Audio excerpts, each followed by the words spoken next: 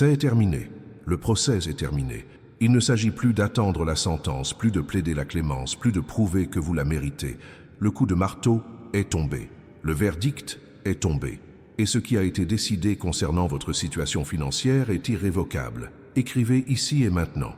J'accepte le verdict en ma faveur, car en déclarant cela, vous reconnaissez l'existence d'une instance supérieure à toute banque, à tout patron, à tout système économique. Et cette instance a déjà tranché votre cause. Restez jusqu'au bout, car ce que je vais vous révéler n'est pas une théorie religieuse. C'est un protocole céleste que très peu de gens connaissent. Il y a une chose que vous devez comprendre. Le tribunal céleste ne fonctionne pas comme les tribunaux terrestres. Devant les tribunaux humains, vous dépendez d'un bon avocat, d'un juge impartial et de preuves matérielles. Là-haut, le processus est différent, très différent, et le jugement concernant vos finances est en cours depuis longtemps. Vous l'ignoriez simplement. Chaque fois que vous vous êtes retrouvé à court d'argent sans explication, chaque dette apparue de nulle part, chaque opportunité manquée au dernier moment, chaque promesse non tenue de la part de ceux qui vous devaient de l'argent, chaque mois où vous avez travaillé comme un forcené et où l'argent s'est volatilisé, tout cela a été consigné. Chaque injustice financière subie a été enregistrée comme preuve dans le cadre de vos procédures judiciaires. Et tandis que vous pensiez simplement être victime d'un coup du sort, subir les conséquences de vos erreurs ou payer pour votre manque de perspicacité, en réalité, un jury analysait chaque détail. Non pas un jury humain, mais un jury céleste. Des anges comme témoins. Des accusations étaient confrontées. Des défenses étaient présentées. Et moi, en tant que juge suprême, j'écoutais tout en silence. Le silence ne signifiait pas mon absence. Il signifiait que la procédure était en cours. Car au tribunal céleste, contrairement aux tribunaux corrompus que vous connaissez, nul n'achète de sentence. Nul n'influence les verdicts. La décision repose sur la justice pure, et ma justice n'a rien à voir avec ce que les hommes appellent justice. Sais-tu ce que cela signifie? Cela signifie que pendant que tu t'efforçais de t'expliquer, de te justifier, de prouver ta valeur, je préparais déjà ton dossier. Pendant que tu mendiais des miettes, je rédigeais la sentence qui allait bouleverser ta situation financière. Écoutez-moi attentivement. Lorsqu'un verdict est rendu au ciel, il se manifeste sur terre. Ce n'est pas une question de si, mais de quand et de comment.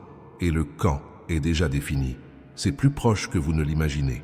Si proche que si vous cessez de douter 5 secondes et que vous êtes attentif, vous commencerez déjà à percevoir les premiers signes.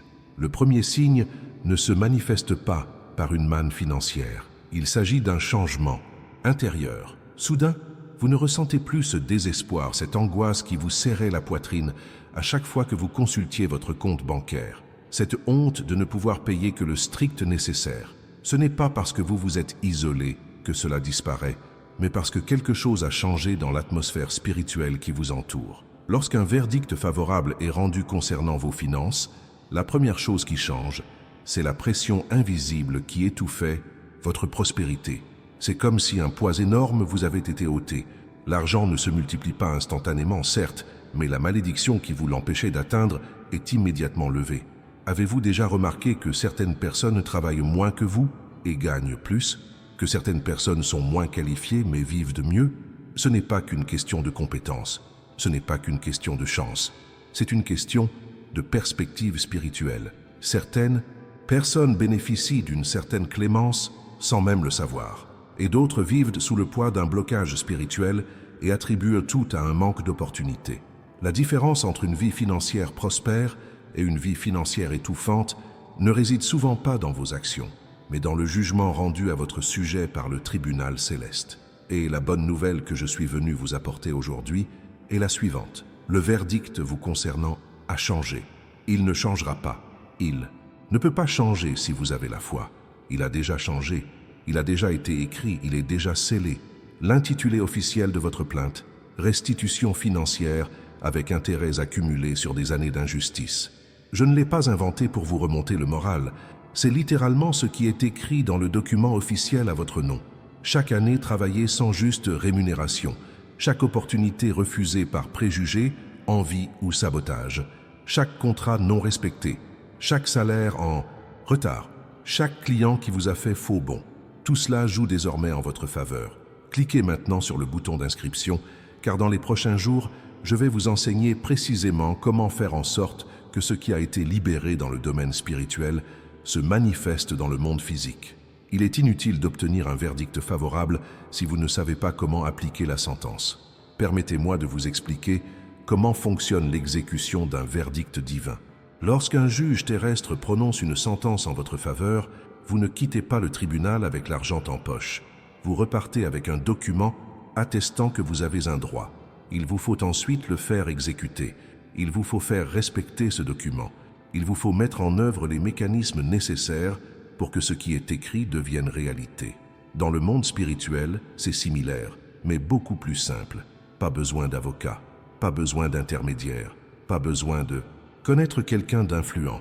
Il suffit de faire deux choses: croire au verdict et agir comme si la victoire était déjà acquise. Croire, ce n'est pas répéter des phrases motivantes. Croire, c'est prendre des décisions en accord avec la conviction que la victoire est déjà acquise. C'est cesser de vivre en mode survie. C'est cesser d'accepter quoi que ce soit par désespoir. C'est cesser de s'humilier en mendiant des faveurs auprès de personnes qui ne vous respectent même pas. Car lorsque vous savez que Dieu vous a accordé sa faveur, vous n'avez plus besoin de mendier sur terre. Se comporter comme quelqu'un qui a déjà gagné ne signifie pas dépenser de l'argent qu'on n'a pas. Cela signifie se positionner différemment. Cela signifie refuser les accords qui vous dévalorisent. Cela signifie ne plus accepter d'être traité comme un moins que rien. Cela signifie cesser de travailler 2 fois plus pour 2 fois moins cher par peur de tout perdre. La peur alimente les blocages financiers. Chaque fois que vous prenez une décision sous l'emprise de la peur, vous invalidez le jugement favorable qui vous a été rendu, car vos actes signifient que vous ne croyez pas à la décision rendue. C'est comme gagner un procès de plusieurs millions de dollars et continuer à mendier dans la rue parce que vous ne croyez pas que l'argent sera un jour déposé sur votre compte. Certains diront que c'est de la folie, qu'il faut être réaliste, qu'on ne peut pas se fier aveuglément aux promesses divines et tout abandonner. Et ils n'ont pas tout à fait tort. Il ne faut pas être irresponsable, mais il y a une différence fondamentale entre prudence et incrédulité. La prudence, c'est planifier. L'incrédulité, c'est vivre comme si Dieu avait menti. Et une autre chose, le verdict rendu sur sa vie n'est pas générique. Ce n'est pas cette vague promesse de prospérité que n'importe quel pasteur lance du haut de sa chair pour remplir les églises. Il est précis. Il contient des détails. Il mentionne des noms. Il énonce des valeurs. Il cite des dates. Car devant le tribunal céleste, les généralités n'ont pas leur place. Vous voulez un exemple? Dans votre dossier, vous avez le nom de la personne qui vous a escroqué. Vous avez le montant exact qui vous a été dérobé. Vous avez la date des faits et vous avez la sentence. Restitution doublée. Je ne suis pas celui qui fixe les règles. C'est une loi spirituelle. Quiconque vole les justes paiera le double au moment du règlement des comptes. Il se peut que les choses ne se déroulent pas comme vous l'imaginez. Vous pourriez vous attendre à ce que cette personne se présente avec l'argent en main, implorant votre pardon. Cela pourrait arriver. Mais le plus souvent, je procède à la restitution par d'autres moyens. Car le but n'est pas la vengeance, mais la justice. Le but est que vous receviez ce qui vous est dû et non que vous voyiez votre ennemi souffrir. De plus, permettez-moi de vous donner un conseil que peu osent suivre. Cessez de vous obséder sur la personne qui vous a fait du tort. Cessez de gaspiller votre énergie mentale à ressasser l'injustice. Cessez d'alimenter votre colère. Car tant que vous restez prisonnier de cette histoire, vous retardez l'exécution de votre propre jugement. La Bible dit que c'est moi qui rends la justice. Elle ne dit pas que vous devez superviser ma justice. Ayez confiance. Ayez simplement confiance. Le verdict est tombé. La sentence a été prononcée. Le processus est terminé. Ce n'est plus qu'une question de temps avant que cela ne se manifeste concrètement dans votre vie. Et ce temps n'est pas infini. Il est court, plus court que vous ne le pensez. Si court que si vous ne vous y préparez pas émotionnellement, vous serez pris au dépourvu. Comment puis-je me préparer émotionnellement? Car recevoir la prospérité après des années de galère n'est pas aussi simple qu'il n'y paraît.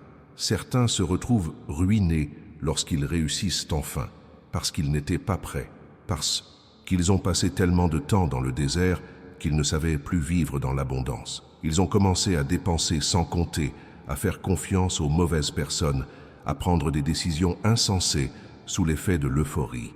Je ne veux pas que cela t'arrive. C'est pourquoi je te prépare dès maintenant, avant que l'argent n'arrive, avant que les opportunités ne se présentent, avant que les portes ne s'ouvrent. Je t'apprends comment agir lorsque le verdict commencera à se manifester, car ce sera rapide, ce sera intense.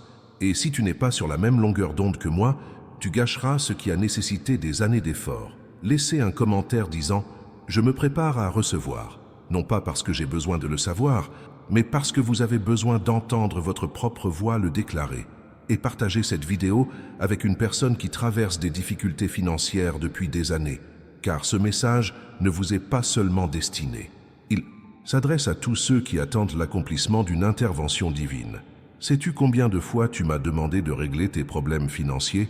Des dizaines, des centaines, peut-être. Et sais-tu combien de fois je t'ai écouté? À chaque fois. Chaque demande a été enregistrée, chaque larme a été comptée, chaque nuit blanche passée à t'inquiéter des factures à payer a été notée. Et tout cela a joué en ta faveur devant le tribunal céleste. L'accusateur a tenté de retourner votre histoire contre vous. Il a pointé du doigt vos erreurs, a ressorti chacune de vos mauvaises décisions financières, chaque centime gaspillé en futilité, chaque occasion manquée. Il prétendait que vous ne méritiez pas d'être béni, car vous ne saviez pas gérer vos finances. Et savez-vous ce que j'ai répondu? Que la miséricorde ne dépend pas du mérite, que la grâce n'est pas un salaire, que je ne rétablis pas votre situation financière parce que vous êtes parfait, mais parce que je suis fidèle.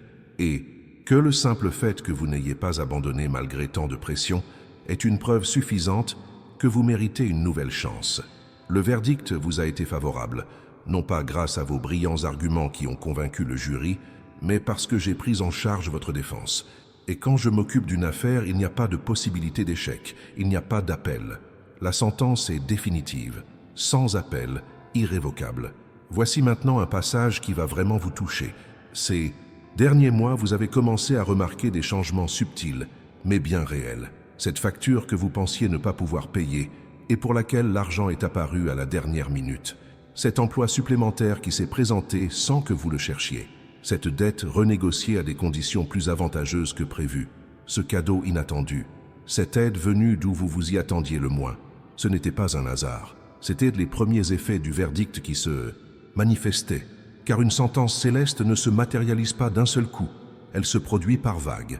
Elle commence faiblement, presque imperceptiblement, et elle grandit, elle se renforce, jusqu'à atteindre un point où la transformation est si évidente que même les sceptiques ne peuvent la nier. Vous êtes dans cette phase initiale. C'est pourquoi vous avez l'impression que rien n'a vraiment changé. Pourtant, si. La différence, c'est que vous attendez un séisme alors que je commence par des secousses. Vous espérez un miracle spectaculaire alors que je pose les fondations d'un miracle durable. Car je ne suis pas venu vous donner de l'argent que vous dépenserez avant de vous retrouver au point de départ. Je suis venu transformer durablement votre situation financière. Beaucoup de gens ignorent quelque chose concernant la prospérité divine. Ce n'est pas la loterie, ni un héritage inattendu, ni gagner au loto. Ces choses peuvent arriver, certes, mais ce n'est pas ma méthode habituelle. Lorsque je transforme votre situation financière, je change la source, le potentiel, les relations, les opportunités, votre état d'esprit et votre perception de la valeur. Par conséquent, le verdict vous concernant n'est pas « vous recevrez X réé », mais votre situation financière sera restructurée. La restructuration est différente d'un don. Un don se dépense, la restructuration se gère. Et une gestion adéquate vous assure de ne jamais retomber dans la précarité que vous avez connue. Dans les mois à venir, portez attention à 3 choses. Premièrement, les nouvelles personnes qui entrent dans votre vie. Pas n'importe qui. Des personnes stratégiques. Des personnes qui possèdent ce dont vous avez besoin pour franchir une nouvelle étape. Des relations qui vous ouvriront des portes insoupçonnées. Et ces personnes apparaîtront naturellement, sans que vous ayez à forcer quoi que ce soit. Deuxièmement, des idées fusent dans votre esprit, des intuitions sur les affaires, une reconversion professionnelle, des investissements. Comment faire fructifier ce que vous possédez déjà? Ces idées ne sont pas le fruit de votre imagination. Elles sont comme des révélations, des conseils pratiques pour mettre en œuvre ce qui vous a été révélé. Ne les ignorez pas. Notez-les, car vous en aurez bientôt besoin. Troisièmement, le courage grandit. Vous vous rendrez compte que certaines choses qui vous terrifiaient auparavant n'ont plus autant de sens. La peur de prendre des risques, la peur de réessayer, la peur de croire, tout cela s'atténuera. non pas parce que vous serez soudainement devenu courageux, mais parce que lorsqu'un verdict favorable vous sera rendu, la peur perdra de son emprise. Laissez-moi vous révéler quelque chose que peu de gens savent. Devant le tribunal céleste, vous n'êtes pas l'accusé. L'accusé, c'est tout ce qui entrave votre prospérité. La pauvreté est jugée, la pénurie est jugée, les blocages spirituels sont jugés, la malédiction financière qui pèse sur votre famille depuis des générations est jugée, et le verdict est sans appel, coupable, sentence, expulsion définitive. Cela signifie que ce qui a empêché votre père de prospérer ne vous empêchera pas de réussir. Ce qui a brisé votre grand-père ne vous brisera pas. Le cycle est rompu, la sentence a été prononcée, la chaîne est brisée. Et lorsque vous commencerez véritablement à prospérer, il ne s'agira pas seulement de vous, mais de changer le destin de toute votre lignée. Il y a des membres de votre famille qui seront affectés par votre prospérité sans même s'en rendre compte. Car lorsque je change la situation financière de quelqu'un, je ne change pas seulement la personne, je change aussi l'atmosphère qui l'entoure. Et ceux qui sont proches, ceux qui font partie de la famille, finissent par bénéficier de cet effet d'entraînement. Par conséquent, désirer la prospérité n'est pas de l'égoïsme, mais une forme de générosité. Plus on prospère, plus on peut aider de personnes. Plus on s'élève, plus on peut en entraîner d'autres avec soi. Le diable a persuadé beaucoup de gens que désirer la richesse est un péché. C'est un mensonge. Le vrai péché, c'est d'aimer l'argent par-dessus tout. Mais désirer avoir les moyens de bien vivre et de faire du bien à autrui relève de la pure volonté. Et puis il y a autre chose. Le lien ci-dessous contient un document que j'ai préparé spécialement pour ceux qui attendent une intervention divine. Il s'intitule « Comment reconnaître les signes de Dieu au quotidien ». Téléchargez-le car il vous aidera à identifier les moments où j'agis dans votre vie, même de manière que vous ne remarqueriez pas par vous-même. Beaucoup de gens passent à côté de bénédictions parce qu'ils ne savent pas saisir le bon moment pour agir. Revenez ici. Je voudrais vous expliquer un point technique, mais important. Lorsqu'un verdict est rendu au ciel, cela crée ce que l'on pourrait appeler une faille spirituelle. C'est comme si la justice divine ouvrait un passage à travers les barrières qui entravaient votre prospérité. Et par ce chemin, les bénédictions commencent à affluer. Mais il y a un hic.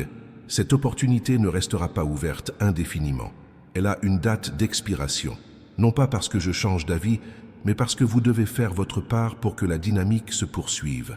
Et faire votre part, ce n'est pas travailler plus dur, c'est croire davantage, c'est affirmer plus fort, c'est agir avec plus d'audace, c'est cesser de vivre comme un vaincu alors que votre victoire est déjà acquise.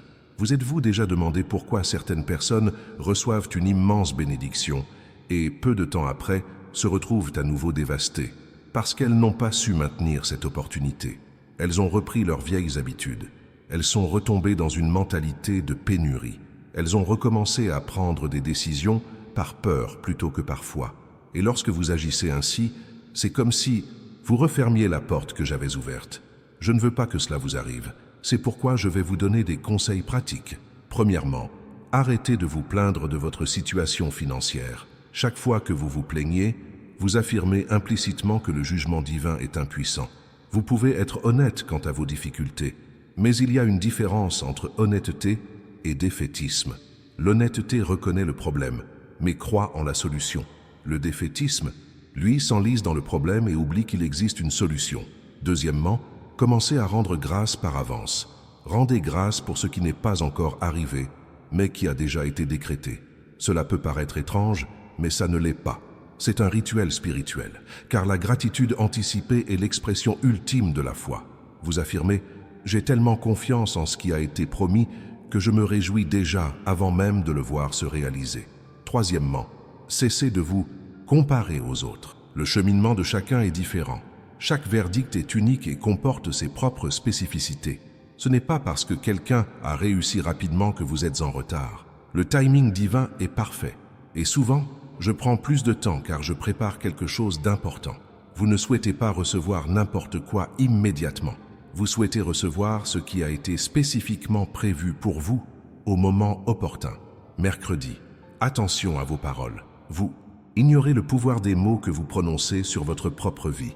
Dire « je ne m'en sortirai jamais » revient à défier le jugement divin. Dire « je ne suis pas né pour être riche » revient à annuler la sentence qui vous était favorable. Vos paroles ont un pouvoir insoupçonné.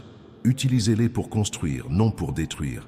Cinquièmement, éloignez-vous des environnements toxiques. Si vous passez trop de temps avec des personnes qui ne font que se plaindre, qui ne parlent que de crise, qui ne voient que des problèmes, vous finirez par être contaminé par cette énergie négative. Je ne dis pas qu'il faut abandonner tout le monde.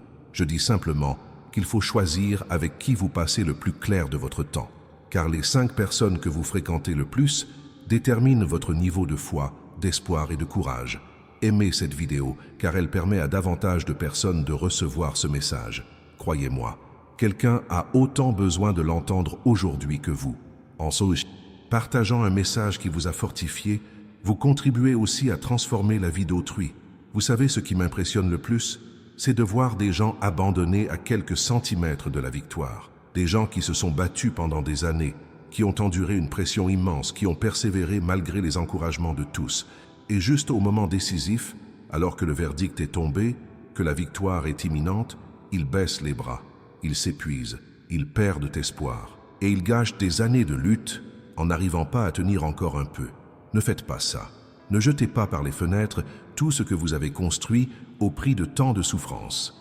Le verdict est tombé. La sentence est prononcée. Le processus est terminé. Il ne reste plus que la manifestation physique de ce qui a été décrété dans le monde spirituel. Et cette manifestation est si proche que si vous saviez à quel point l'anxiété vous empêcherait de dormir, alors tenez bon. Non pas parce que vous êtes fort, mais parce que je le suis. Et je ne vous ai pas amené jusqu'ici pour vous abandonner à mi-chemin. Ce que j'ai commencé, je le termine. Ce que j'ai promis, je le tiens. Ce que j'ai décrété concernant votre situation financière se réalisera, même si cela contredit toutes les statistiques, toutes les prédictions, tous les experts. Car devant le tribunal céleste, aucune crise économique ne peut annuler une sentence. Aucune récession ne peut invalider un verdict. Aucune situation financière mondiale ne peut empêcher l'exécution de ce qui a été décidé pour vous. Je suis supérieur à tout système humain, et lorsque je décide de bénir, nul n'a le pouvoir de m'en empêcher. Certains tenteront de vous convaincre que tout cela n'est qu'une illusion, que vous vous bercez d'illusions, qu'il est temps de vous réveiller et d'affronter la réalité. Et la réalité que ces gens connaissent est peut-être bien celle d'une pénurie perpétuelle, mais la réalité que j'ai créée pour vous est différente. C'est une réalité où l'impossible devient possible, où l'improbable devient inévitable, où le jugement céleste prime sur toute sentence humaine. Alors, choisissez la réalité dans laquelle vous vivrez. La réalité limitée que les hommes décrètent ou la réalité illimitée que je décrète, car les deux existent simultanément. Et vous avez le libre arbitre de choisir laquelle régira votre vie. Je choisis de croire au verdict divin. Je choisis de vivre comme si la victoire était déjà acquise. Je choisis d'agir avec la confiance de celui ou celle qui sait que la victoire est décrétée. Voilà la déclaration que vous devez faire aujourd'hui. Pas demain, pas quand vous en aurez envie. Aujourd'hui, maintenant, tant que le doute vous assaille, tant que la peur vous étreint. Car la foi n'est pas l'absence de doute, c'est la décision de faire confiance malgré le doute. Et lorsque vous faites ce choix, lorsque vous le déclarez avec conviction, quelque chose change dans l'atmosphère spirituelle. Les démons qui bloquèrent vos finances comprennent qu'ils n'ont plus d'autorité. Les bénédictions qui étaient retenues se déversent librement. Les portes qui étaient verrouillées reçoivent l'ordre de s'ouvrir. Ce n'est pas de la magie, ce n'est pas une formule magique, c'est une loi spirituelle. C'est le protocole du royaume. C'est ainsi que fonctionne le ciel. Et cela fonctionne ainsi parce que j'ai décidé qu'il en soit ainsi. J'ai donné à ta bouche l'autorité, conformément à mon verdict, d'exécuter sur la terre ce qui a été décidé au ciel. Par conséquent, une fois encore, écrivez en commentaire « J'accepte le verdict favorable concernant mes finances ». Écrivez-le. Ne négligez pas cette étape, car une déclaration publique a du pouvoir. Affirmer publiquement votre choix de croire est une force, et lorsque plusieurs personnes le déclarent ensemble, la puissance spirituelle se multiplie. Dans les prochains jours, vous remarquerez des choses étranges, des conversations anodines qui déboucheront sur de véritables opportunités, des rencontres fortuites avec les bonnes personnes, des idées qui surgiront de nulle part, des portes qui s'ouvriront sans que vous ayez à les forcer, des factures réglées de façon inattendue. Ce ne sera pas tape à l'œil, ce sera organique, naturel, comme si les choses se déroulaient enfin comme elles auraient toujours dû le faire. Et alors, vous vous souviendrez de cette vidéo. Vous vous souviendrez du jour où vous avez entendu parler du verdict divin. Vous vous souviendrez d'avoir choisi de croire. Et vous comprendrez que ce n'était pas une motivation facile. C'était une information précieuse sur ce qui se tramait dans les coulisses de votre vie. Pour conclure, je vous dirai ceci. Le procès est terminé. Le verdict est tombé. La sentence a été prononcée.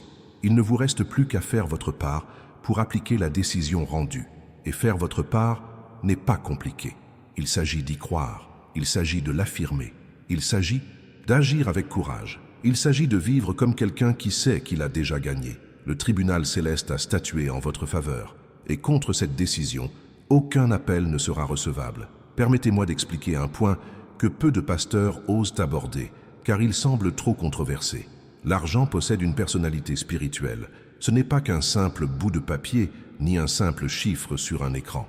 L'argent est porteur d'énergie, et cette énergie est sensible à l'autorité spirituelle. C'est pourquoi certains attirent l'argent sans effort, tandis que d'autres le repoussent, même en travaillant d'arrache-pied. Lorsque le verdict divin vous est favorable, votre autorité spirituelle sur les finances se trouve transformée. C'est comme si vous receviez une nouvelle accréditation, une reconnaissance attestant que vous avez le droit, dans le domaine spirituel, de prospérer. Et lorsque vous portez cette accréditation, l'argent, les opportunités et les bonnes personnes la reconnaissent. Cela vous paraît étrange? Peut-être. Mais avez-vous déjà remarqué que certaines personnes semblent avoir une chance insolente avec l'argent? Tout ce qu'elles touchent se transforme en or. Ce n'est pas de la chance. C'est une autorité spirituelle. Et vous venez de recevoir cette autorité par le verdict qui a été rendu. Mais l'autorité sans action ne produit aucun résultat. Vous devez utiliser cette autorité. Vous devez l'exercer. Vous devez occuper l'espace qui vous a été offert. Comment faire concrètement? D'abord, arrêtez de vous dévaloriser. Cessez de dire que vous n'êtes pas à la hauteur, que vous êtes incapable, que vous n'êtes pas assez préparé. Chaque fois que vous vous dévalorisez, vous remettez en question les compétences que je vous ai fournies. Vous avez raison, mais vous agissez comme si vous aviez perdu. C'est absurde. Deuxièmement, vous commencez à vous positionner comme une personne de valeur. Il ne s'agit pas d'arrogance, mais de reconnaissance de soi. Vous n'entrerez plus à une réunion d'affaires en vous sentant inférieur aux autres. Vous n'accepterez pas de propositions qui vous dévalorisent. Vous ne travaillerez pas pour un salaire de misère si vous savez que vous valez mieux.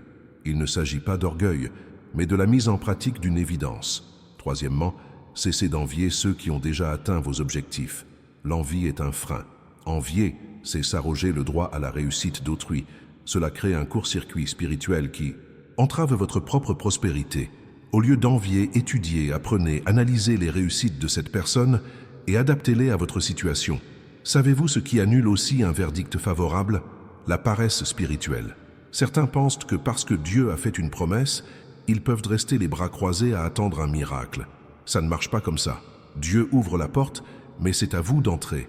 Dieu crée l'opportunité, mais c'est à vous de la saisir. Dieu inspire l'idée, mais c'est à vous de la mettre en œuvre. Le verdict garantit que le chemin est dégagé. Il ne garantit pas que vous le parcourez seul, sans le moindre effort. Cela ne contredit en rien ce que j'ai dit précédemment. J'ai affirmé que la victoire est déjà assurée, et c'est le cas. Mais victoire assurée ne signifie pas victoire automatique. Cela signifie que la victoire est à votre portée, et vous accédez à cette portée par une action guidée par la foi. Si vous restez immobile à attendre, rien ne se passera. Agissez dans la bonne direction, et tout se mettra en place. Je veux maintenant que vous compreniez une vérité difficile. Le verdict rendu concernant votre vie ne se limite pas à l'argent. Il s'agit d'une réparation complète, incluant la guérison émotionnelle. Car posséder de l'argent est inutile si vous êtes brisé intérieurement. Prospérer financièrement est vain si vous restez esclave de vos traumatismes financiers passés. Par conséquent, une partie du processus consiste pour moi à guérir les blessures que le manque d'argent vous a infligées. Cette honte que vous avez ressentie en ne pouvant vous offrir quelque chose d'important. Ce jour où vous avez dû mentir pour justifier votre absence auprès de vos amis, faute d'argent. Cette humiliation d'emprunter à un proche et d'entendre des insultes. Cette douleur de voir votre enfant vous demander quelque chose que vous ne pouviez pas lui donner.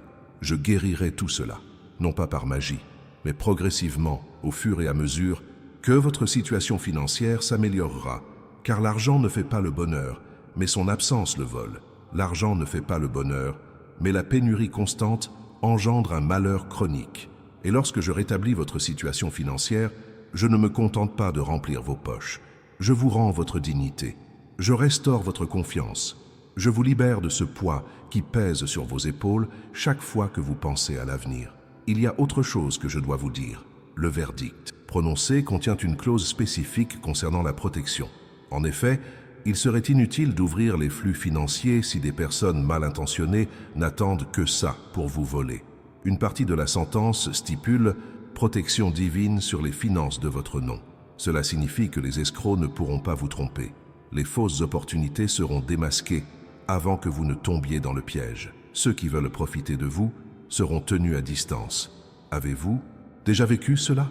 Avoir failli vous faire arnaquer et avoir été alerté au dernier moment, avoir failli conclure un mauvais accord et que tout tourne mal avant même la signature, ce n'était pas de l'instinct. C'était une protection spirituelle. Cela fait partie du destin. Et désormais, cette protection sera encore plus intense, car plus vous prospérerez, plus vous attirerez l'attention. Et toute attention n'est pas forcément positive. Voici donc un autre conseil pratique. Ne criez pas sur tous les toits que les choses s'améliorent. Ce n'est ni un mensonge, ni de la fausse modestie, mais de la sagesse. Car certains ne se réjouiront pas de votre victoire. Certains seront envieux, et l'envie engendre les malédictions. Et les malédictions tentent d'annuler un verdict. Elles ne peuvent l'annuler, mais elles peuvent le retarder, compliquer les choses, créer des obstacles inutiles. Alors, célébrez, rendez grâce, mais faites-le discrètement, avec les bonnes personnes, avec ceux qui vous soutiennent véritablement. Car le verdict rendu à votre sujet n'a pas besoin d'être validé publiquement. Il a besoin d'une mise en œuvre silencieuse et de résultats indéniables. Il y a un récit dans la Bible qui illustre parfaitement ce dont je parle. Joseph d'Égypte. Il reçut des rêves prophétiques lui annonçant un grand avenir. C'était le verdict divin annoncé. Que fit-il? Il alla le raconter à tout le monde, même à ses frères envieux. Résultat, il fut jeté dans une fosse, vendu comme esclave, accusé injustement et emprisonné. Le verdict restait valable, mais l'exécution fut retardée de plusieurs années à cause de cette révélation prématurée. Ne commettez pas la même erreur. Quand je commencerai à vous bénir, quand le verdict commencera à se manifester, restez calme, travaillez, progressez. Et lorsque la transformation sera si évidente qu'elle ne pourra plus être dissimulée, alors vous pourrez partager. Mais partagez en rendant gloire à qui elle est due, non pas à vous-même, à moi, car c'est moi qui ai transformé votre vie. Vous avez seulement eu la foi de ne pas abandonner en chemin. Pour ce qui est de ne pas abandonner, laissez-moi vous dire quelque chose qui vous donnera la force d'endurer les derniers jours avant le retournement de situation. Vous connaissez cette horrible sensation de tout faire correctement sans que rien ne fonctionne? Cette frustration de voir tous vos efforts réduits à néant? Cette envie de tout jeter par la fenêtre et d'envoyer tout ça au diable? Cela a un nom. L'opposition de dernière minute. Alors qu'un verdict favorable est sur le point d'être prononcé, l'ennemi déploie un dernier effort pour vous décourager. Il sait qu'il ne peut pas faire annuler la sentence, mais il pourrait tenter de vous faire tout abandonner. Survient alors la pression financière de dernière minute, des factures imprévues, de l'argent sur lequel vous comptiez et qui ne rentre pas, des personnes qui vous doivent de l'argent et qui trouvent des excuses. Une opportunité qui semblait certaine s'effondre. Si vous vivez cela en ce moment, ne paniquez pas. C'est le signe que vous êtes tout près du but, très près, car l'ennemi ne désespère que lorsqu'il sait sa défaite acquise. Il ne gaspille pas son énergie à tenter d'empêcher l'impossible. Il n'attaque de toutes ses forces que lorsqu'il sait la victoire imminente. Alors tenez bon, encore un peu. La lumière au bout du tunnel n'est pas un train qui arrive en sens inverse. C'est la sortie que vous attendiez. Et il y a autre chose que vous devez savoir. Lorsque le verdict commencera à se dévoiler, vous serez mis à l'épreuve d'une manière inattendue. On vous proposera des raccourcis, des voies plus rapides mais douteuses, de l'argent facile mais mal acquis, des opportunités qui semblent bénies mais qui sont en réalité des pièges. Soyez prudents, car tout ce qui brille n'est pas or. Tout ce qui semble être une bénédiction ne vient pas forcément de moi. Comment faire la différence? C'est simple. Toute véritable bénédiction apporte la paix. Elle peut engendrer des défis, voire la peur de l'inconnu, mais elle apporte une paix profonde à l'âme. On sait que c'est juste, même sans tout comprendre. Un piège, en revanche, sème la confusion, la précipitation, et ce sentiment de « il faut décider maintenant, sinon on va perdre ». Il provoque un malaise spirituel qu'on tente d'ignorer, car on veut croire qu'il est réel. Alors, soyez vigilants. Chaque fois qu'une opportunité financière se présente, demandez-moi avant de l'accepter. Inutile de faire une prière compliquée. Il suffit de dire « Est-ce pour toi ?» et attendez la réponse. Elle se manifestera par la paix ou le malaise, la liberté ou l'asservissement, la clarté ou la confusion. Ayez confiance en elle, car je ne vous laisserai pas tomber dans un piège alors que je viens de vous en sortir. Un dernier point important concernant le verdict. Il n'a pas été prononcé simplement parce que vous l'avez demandé. Il a été prononcé parce que le moment était venu. Il y a un temps pour tout, un temps pour se battre, un temps pour attendre, un temps pour semer, un temps pour récolter. Et votre heure de récolte est arrivée. Non pas parce que vous avez tout fait parfaitement, non pas parce que vous le méritiez plus que les autres, mais parce que selon le calendrier céleste, votre heure était venue. Et lorsque le temps que j'ai fixé arrivera, aucune force en enfer ne pourra l'arrêter. Une crise économique peut survenir, une récession peut survenir, un chômage de masse peut survenir. Rien de tout cela n'affectera ceux qui bénéficient d'une décision favorable.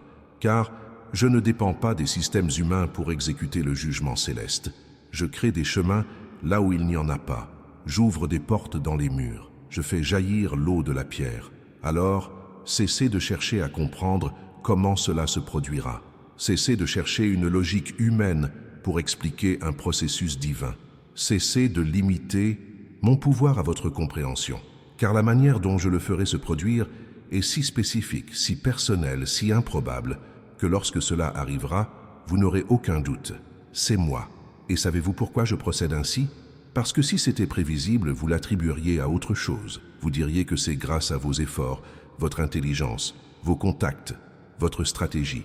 Mais quand c'est impossible selon la logique humaine et que cela arrive malgré tout, vous n'avez d'autre choix que de reconnaître ma contribution.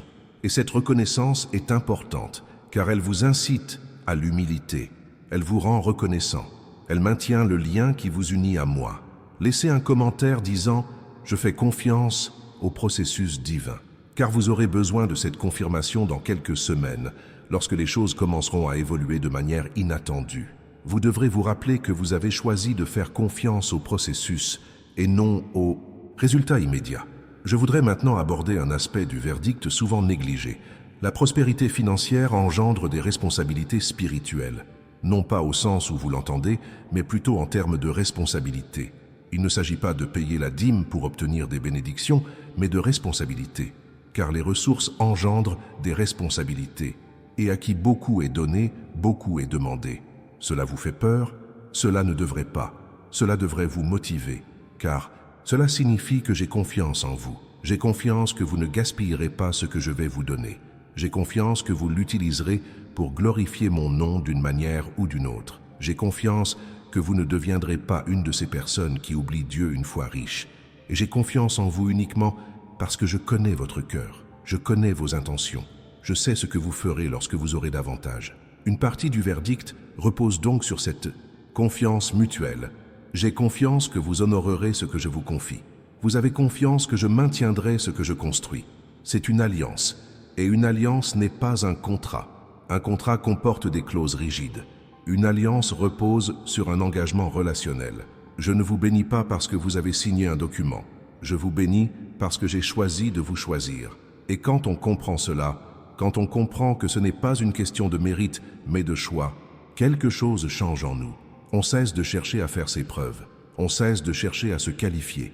On cesse de chercher à gagner. Et on reçoit, tout simplement. On rend grâce, tout simplement. On accueille pleinement ce qui nous a été donné.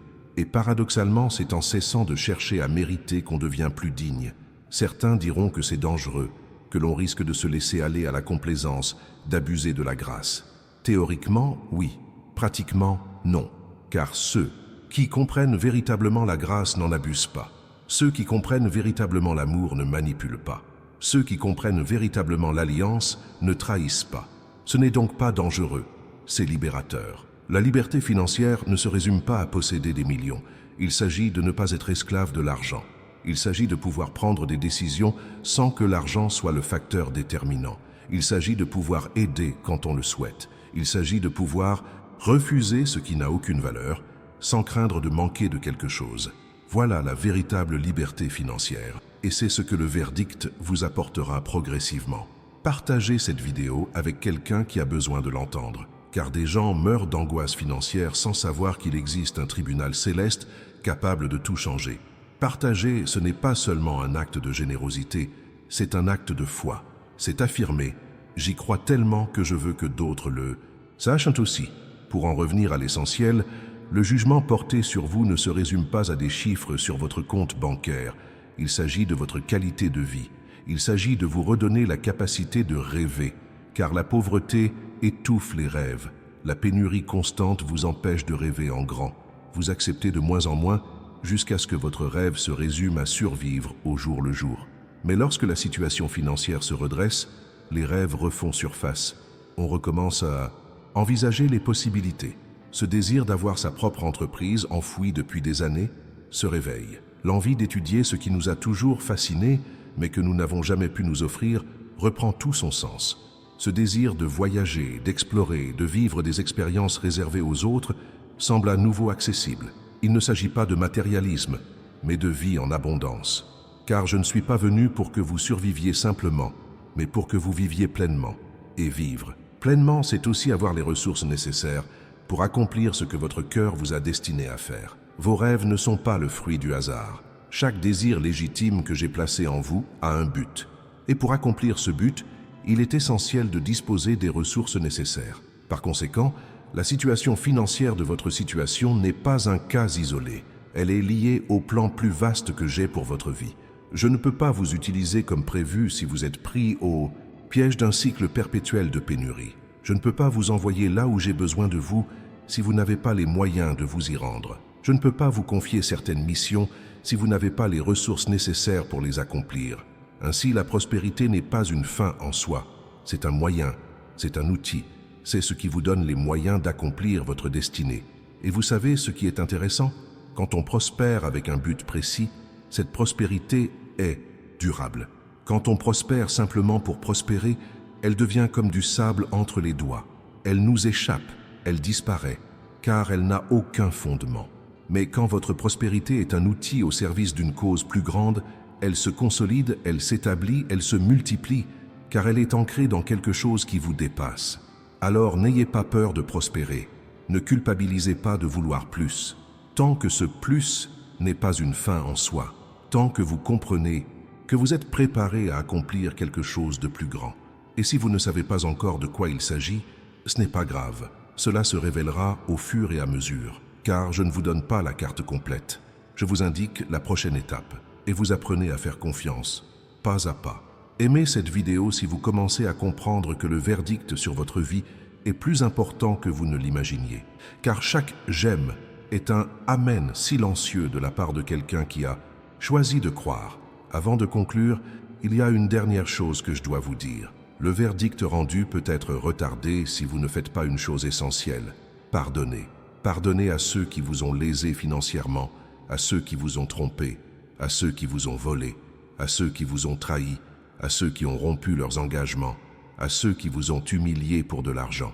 Si vous gardez rancune, vous bloquez l'exécution complète du verdict. Je sais que ça fait mal. Je sais qu'il semble injuste de pardonner à quelqu'un qui ne l'a pas demandé. Mais le pardon ne concerne pas l'autre personne. Il concerne vous. Il s'agit de renoncer à la vengeance et de la confier à moi. Il s'agit de croire que je rendrai justice mieux que vous ne le feriez. Et lorsque vous pardonnez, vous ouvrez la porte à votre propre prospérité. Alors, si vous devez pardonner à quelqu'un, faites-le maintenant. Inutile d'appeler cette personne. Inutile d'envoyer un message. Libérez-vous simplement de ce fardeau dans votre cœur. Dites « Je choisis de pardonner à un tel ». Non pas parce qu'il le mérite, mais parce que je mérite de vivre libre. Et lorsque vous faites cela, quelque chose se brise dans le monde spirituel. Les chaînes tombent, les blocages sont levés, et le chemin devient parfaitement dégagé pour que votre prospérité puisse s'épanouir. Le verdict est tombé, la sentence a été prononcée, le procès est terminé, et l'exécution a déjà commencé. Il vous suffit de coopérer, il vous Faut croire, il vous faut témoigner, il vous faut agir, il vous faut pardonner. Et surtout, il vous faut cesser de douter, car le doute est le seul véritable ennemi d'un verdict favorable. Le doute n'annule pas le verdict, il en retarde simplement la manifestation. C'est comme avoir un chèque signé sans aller l'encaisser à la banque. L'argent est là, disponible, mais il ne vous parviendra pas tant que vous n'aurez pas fait votre part. Et votre part, c'est de croire véritablement, pas superficiellement mais profondément, même dans l'angoisse des premières lueurs du jour. Croire quand tout semble dire le contraire. Ce genre de foi est rare, elle n'est pas facile, mais c'est ce qui distingue ceux qui vivent sous une autorité favorable de ceux qui vivent dans des circonstances défavorables. Les circonstances changent chaque jour. La volonté divine est immuable. Alors, à vous de choisir. Vivrez-vous selon les circonstances ou selon la volonté divine? Je conclus par cette déclaration vous concernant. Le tribunal céleste a examiné votre cas, entendu votre récit, pesé les preuves, considéré les accusations et s'est prononcé entièrement en votre faveur. La sentence a été prononcée, l'exécution a commencé, et rien ne pourra empêcher son plein accomplissement dans votre vie, car je suis le juge. J'ai donné ma parole, et ma parole ne revient pas vaine. Croyez-le, vivez-le, proclamez-le, et préparez-vous à être témoin de la manifestation complète de ce qui a été décrété sur vous.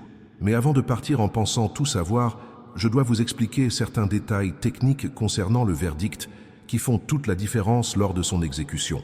Car un verdict comporte des clauses, des spécifications et des conditions, non pas pour vous garantir la victoire, mais pour vous permettre de gérer ce que vous recevrez. Première clause, la gratitude est essentielle, non pas par manque de reconnaissance, mais parce que la gratitude modifie notre fréquence spirituelle. Lorsque vous êtes reconnaissant pour ce que vous ne voyez pas encore, vous vous alignez sur la réalité céleste plutôt que sur la réalité physique. Et le verdict existe d'abord dans la réalité céleste. Ainsi, plus vous vous y alignez par la gratitude, plus vite il se manifeste ici-bas. Deuxième point, la générosité progressive. Quand on reçoit, il faut donner. Non pas parce que j'en ai besoin, mais parce que vous en avez besoin. La générosité brise l'avidité, et l'avidité transforme. La bénédiction en malédiction. Les avares s'enrichissent mais vivent pauvres car ils n'ont jamais assez. Les généreux vivent riches même avec peu, car ils savent qu'ils ne manqueront jamais de rien. Troisième point, le témoignage public. À un moment donné, vous devrez raconter comment vous êtes passé de la précarité à l'abondance. Non pas pour vous vanter, mais pour fortifier la foi de ceux qui traversent les mêmes épreuves que vous. Car votre témoignage n'est pas seulement le vôtre. Il nourrit la foi d'autrui. Et en le partageant, vous multipliez ses bienfaits, non seulement pour les autres, mais aussi pour vous-même. Quatrième clause, la fidélité dans les petites choses. Avant de vous confier beaucoup, je vous confierai peu et j'observerai votre comportement. Si vous êtes fidèle avec 50, je vous confierai 500. Si vous êtes fidèle avec 500, je vous confierai 5000. Mais si vous gaspillez les 50, il est inutile de demander les 5000, car le problème n'est pas le manque de ressources, mais le manque de maturité pour les gérer. Et savez-vous où la plupart des gens échouent? Dans les petites choses, dans les décisions qui semblent insignifiantes, dans ces 20 réaux que vous pourriez utiliser pour quelque chose d'essentiel, mais que vous dépensez en futilité, dans ce peu d'argent que vous pourriez économiser, mais que vous dilapidez impulsivement. Je fais ce constat, non pas pour vous punir, mais pour vous former. Car si vous n'apprenez pas la discipline dans les petites choses, vous échouerez dans les grandes. N'attendez donc pas un miracle financier. Prenez soin de ce que vous possédez déjà, même si c'est peu. Respectez chaque centime, car chaque centime est une épreuve pour savoir si vous êtes prêt pour le niveau supérieur. Et lorsque vous réussissez ces petites épreuves, sans même vous en rendre compte, je vous donne accès au niveau supérieur. Mais si vous persistez à vous plaindre que ce n'est pas assez, je vous retiendrai encore un peu, le temps que vous appreniez à apprécier chaque chose. À présent, tenez compte de certaines informations qui modifieront votre perception du temps. Le verdict a-t-il une date d'expiration? Oui et non. Oui, car il dispose d'un délai précis pour se manifester pleinement. Non, car il n'expire pas, il s'adapte. Si vous ne coopérez pas à l'instant A, je m'adapterai à l'instant B. Mais l'instant B pourrait être plus long, plus complexe et parsemé d'embûches. Alors, quand j'ouvre une porte au moment A et que vous hésitez à la franchir, je n'annule pas votre destin. Je change simplement le chemin.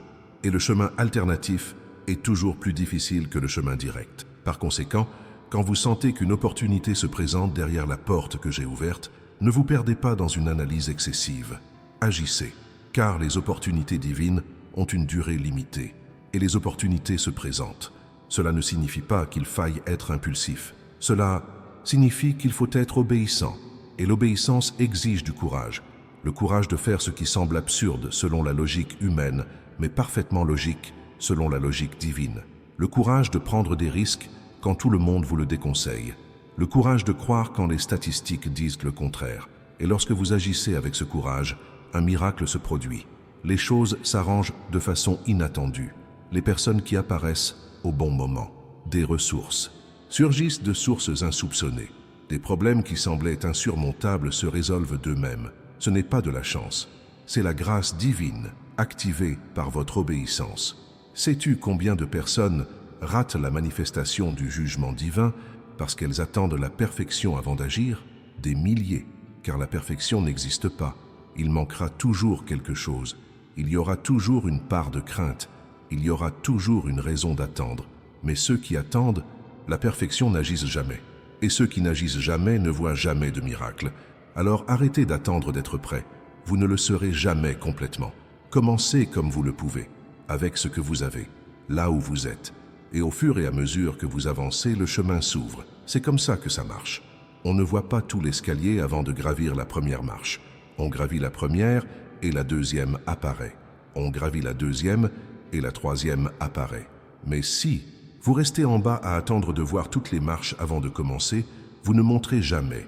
Écrivez en commentaire « J'agirai avec foi », car le fait de le déclarer publiquement crée un engagement. Et l'engagement engendre la discipline. La discipline produit des résultats. Et les résultats engendrent encore plus de foi. C'est un cercle vertueux qui commence par une simple déclaration. Je vais maintenant vous révéler quelque chose que peu de gens savent sur la période entre le verdict et l'annonce. Ce temps n'est pas vain. Il ne s'agit pas d'une simple attente passive. C'est une période de préparation intensive. Je vous prépare. Je prépare votre entourage. Je prépare les circonstances. Je mets en place l'infrastructure qui soutiendra ce qui va suivre. C'est comme construire un immeuble. Avant d'ériger les murs, il faut creuser profondément et poser des fondations. Les fondations sont la partie la plus longue et la moins visible, mais c'est la plus importante. Car sans fondation solide, l'immeuble s'effondre à la moindre tempête, et ce que je construis dans votre vie sera confronté à des tempêtes. Il lui faut donc des fondations solides.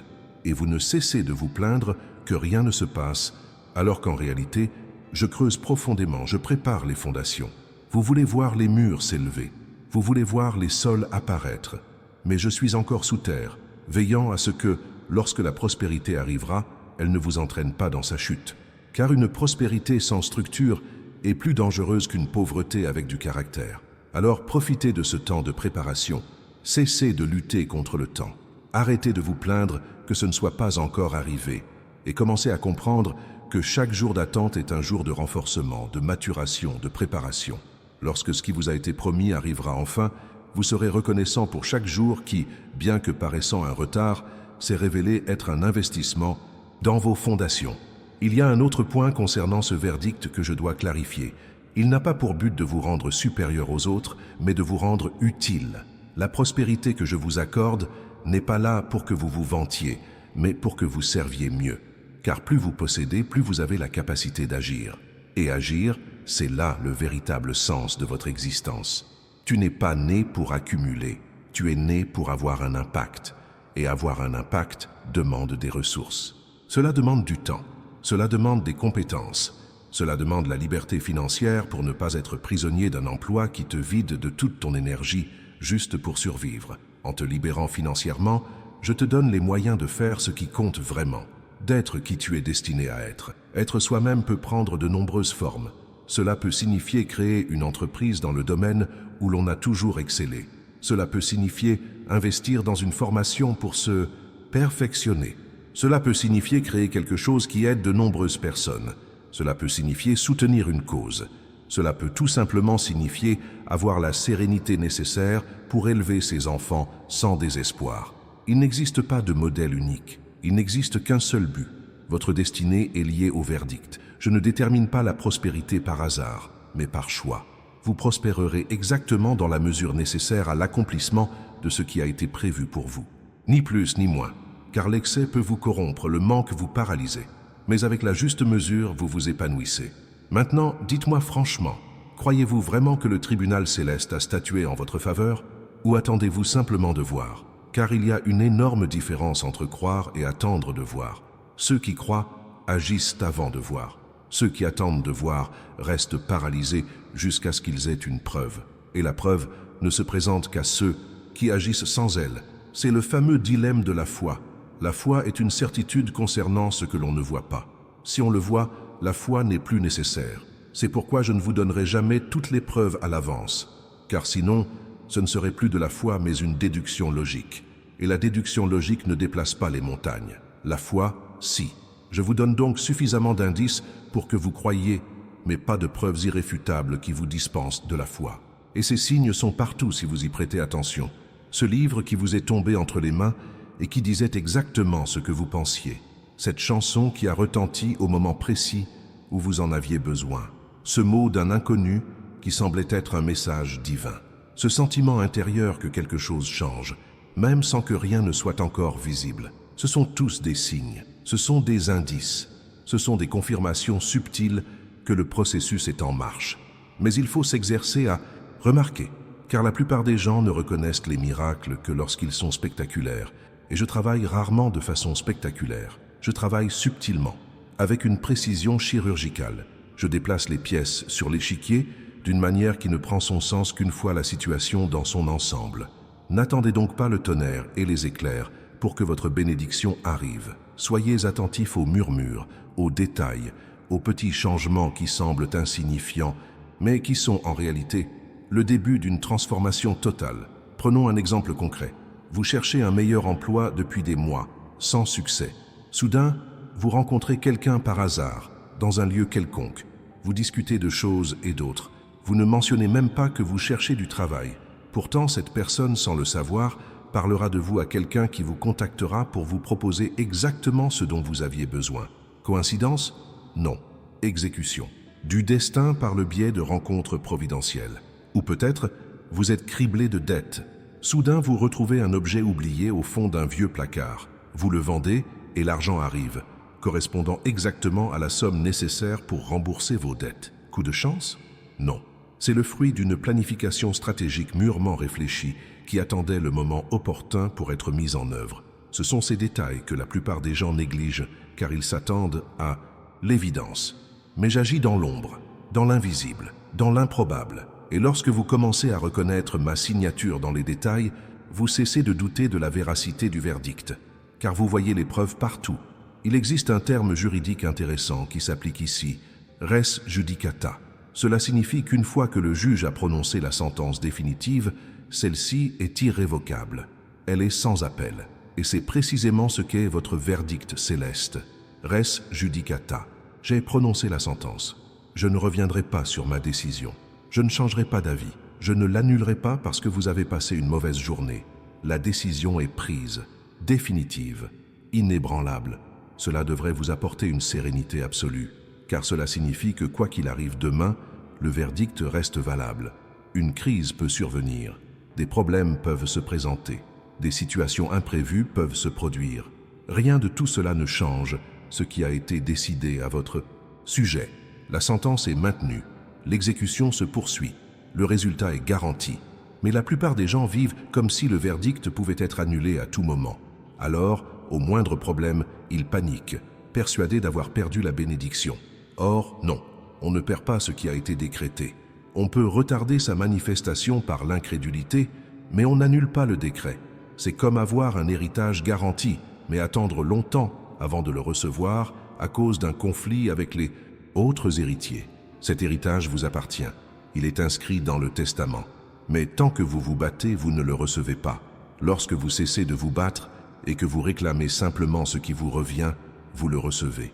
Le destin de votre vie fonctionne de la même manière. C'est inévitable.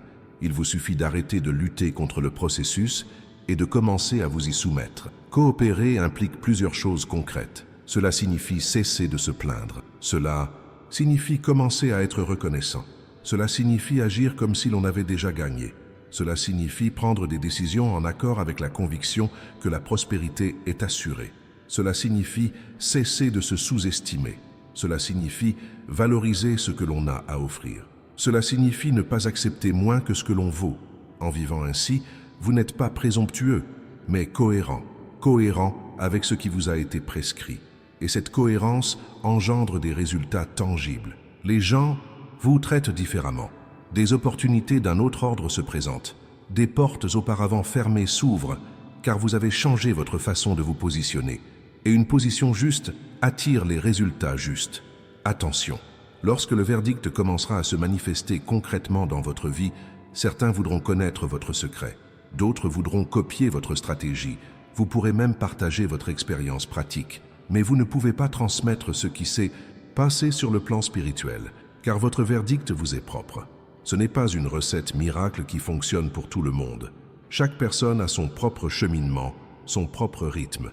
Ce qui a fonctionné pour vous ne fonctionnera pas forcément de la même manière pour quelqu'un d'autre. Alors, partagez votre expérience, inspirez les autres, mais insistez bien sur le fait qu'il n'existe pas de formule magique.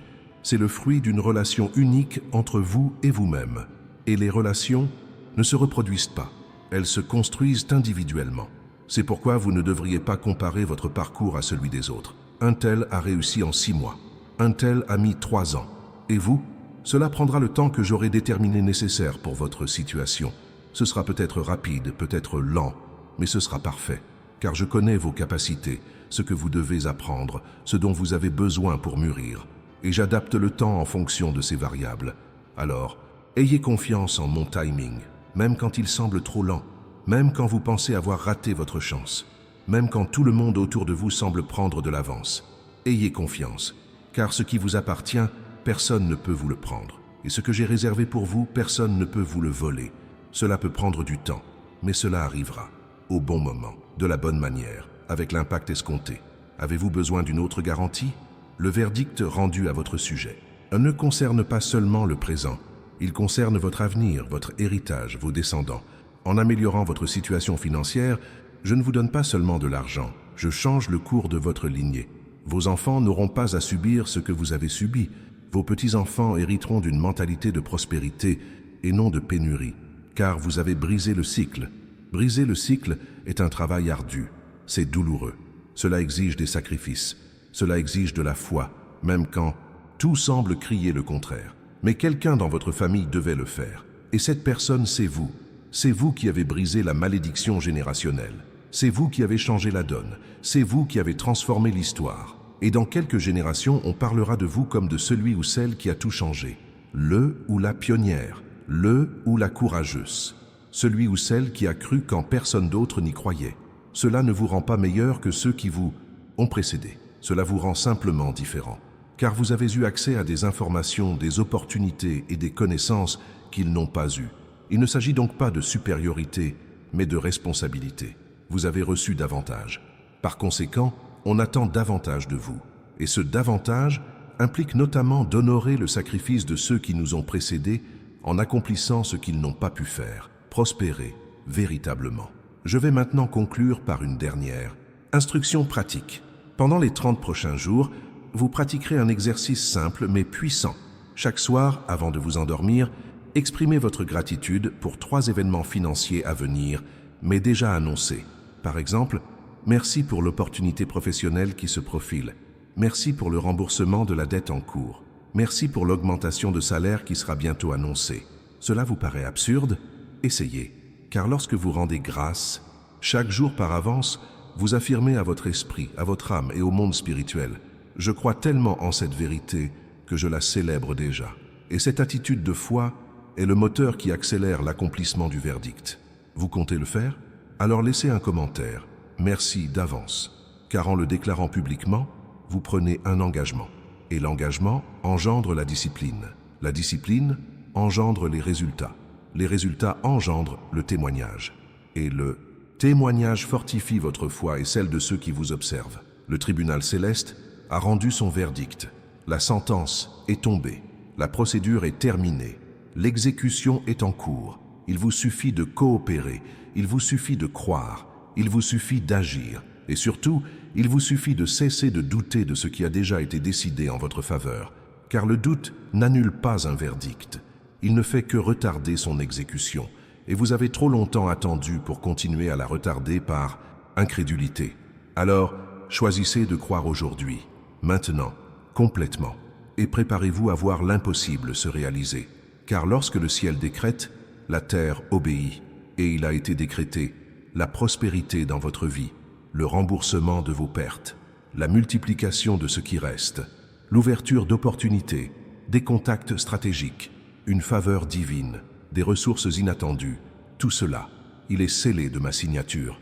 Et quand je signe, personne ne peut l'annuler.